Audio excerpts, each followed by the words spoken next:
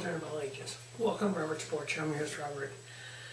2017 SmackDown Live Elimination Chamber. That's what the card was. Mid 2010, 2011 teammate cards. Kind of how it started.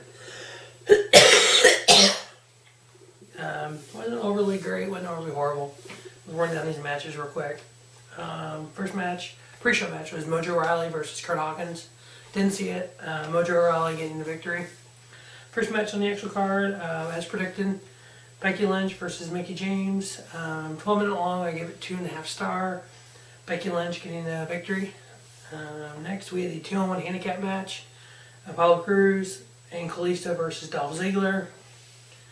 Apollo Crews comes out first. Kalisto comes out. Ziggler comes out and attacks him. Throws him into the freaking Titantron, the little entrance area. So it starts off Apollo Crews, Dolph, 1-on-1. Kalisto finally comes down. Then we do the 2-on-1. 7 minutes, all the thing was. 2.5 stars. Apollo Crews getting the pinfall victory over Dolph Ziggler. Predicted. Tag team turmoil match. Actually pretty decent. 21 minutes long total. The starting teams were Heath Slater and Rhino versus Breezango. If you've never seen a tag team turmoil match, 2 teams start, Slater and Rhino, Breezango. Once a team is eliminated, another team comes out. Rhino pins Fandango, which brought out the Von Villains. The Von Villains versus Heath Slater and Rhino. Slater pinning Aiden English, which brought out the Usos. Jimmy Uso pinned Heath Slater, which brought out American Alpha. So Chad Gable getting the pin on Jimmy Uso, which brought out the final team, the Ascension. Before the Usos left, they just annihilated American Alpha, so it really looked like the Ascension is just going to walk in and go boom, boom, boom, 1, 2, 3, tag team champions. No, actually, 5 minutes later, short little increments between these pinfalls here. Chad Gable got the pinfall victory on Connor, so still your SmackDown Live tag team champions, the American Alpha. I gave it 3.5 stars. I didn't think it was too bad. Next, we had Nikki Bella versus Natalya. We're continuing this feud that doesn't need to be continued. Basically, it's Total Divas on WWE television. 13-minute double countout. So stupid.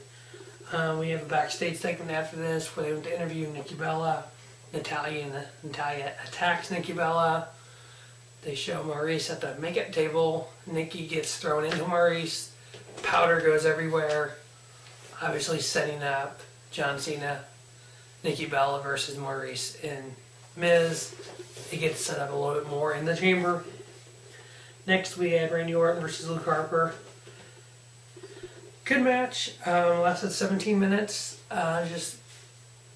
Luke Harper got talent in the ring. You know, he can do the drop kicks, he can do the flying stuff, the jumping out of the ring, this, that.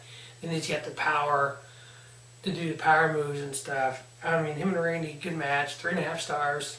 I liked it. Luke Harper has a lot of talent that WWE is not using. Randy getting the victory. I thought they would have Luke Harper get the victory here. Randy RKO out of nowhere. Boom, 1, 2, 3. Good little match though. Next we had the SmackDown Women's title on the line. It was surprising to me. Wasn't surprising to a lot of people though. We had short, sweet, to the point, 8-minute match. New SmackDown Women's Champion Naomi. Crowd chanting, "You deserve it." Athletic, jumpy, flyy, not a great wrestler. New Women's Champion Naomi getting the pinfall victory over Alexa Bliss. The main event, the new Elimination Chamber. I actually like the new chamber. It looks a little smaller, but it's got, instead of the hard metal freaking grates along the sides, it's got more pads so you can do more spots. It's more climbable. They were up on the pods a couple different times. AJ and Cena climbed the side of the chamber. Some big spots off of there. So it was more workable, the chamber was, I thought. Really good match. One of the better chambers I've seen, and I've watched them all. And as we know, the road to the Elimination Chamber on our Sports Show. Surprisingly enough, it started with AJ Styles and John Cena, which I thought was great. We had 18 minutes before the first pin, which I thought was good. We actually had everyone in the match before the first pin. The first pin, it looked like they were starting to try to set up something with Corbin and Dean Ambrose. And they actually looks like they did. Dean Ambrose got the pin on Baron Corbin at 9:47. So 27 minutes or 17 minutes into the match, or 18 minutes. I think it started at 9:29.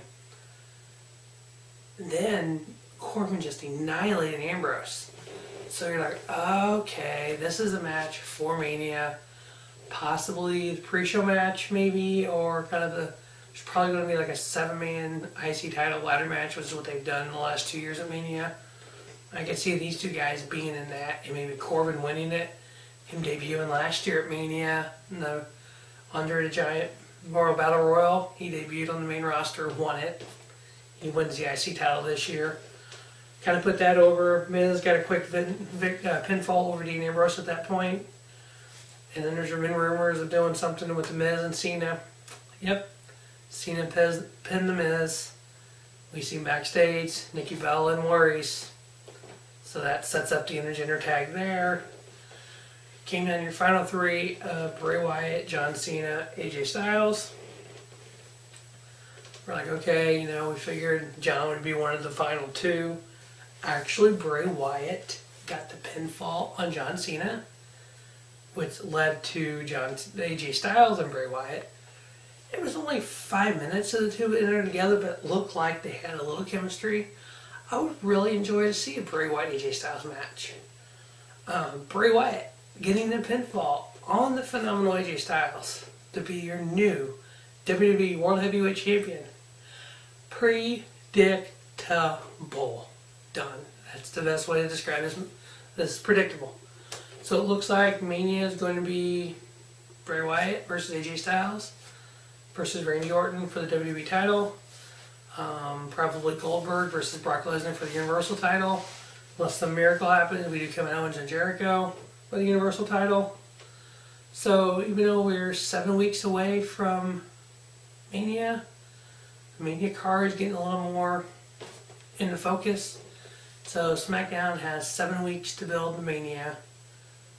Raw has, 3 weeks to build to Fastlane, and then an additional 4 weeks to build to Mania. So in 7 weeks, 49 days, we have WrestleMania. A lot can happen between now and then. So that wraps up the review for the 2017 Elimination Chamber. As always, stay tuned to Robert Sports Show for the road to Fastlane, and then of course the granddaddy of them all, the road to WrestleMania. Make sure you check out all the NASCAR stuff coming this week, leading up to the NASCAR Monster Energy Daytona 500, 2 weeks from Sunday. As always, thanks for watching Robert Sports Show, and don't just have a great night, have a spiffy night. Robert Sports Show, your YouTube leader in sports channel content.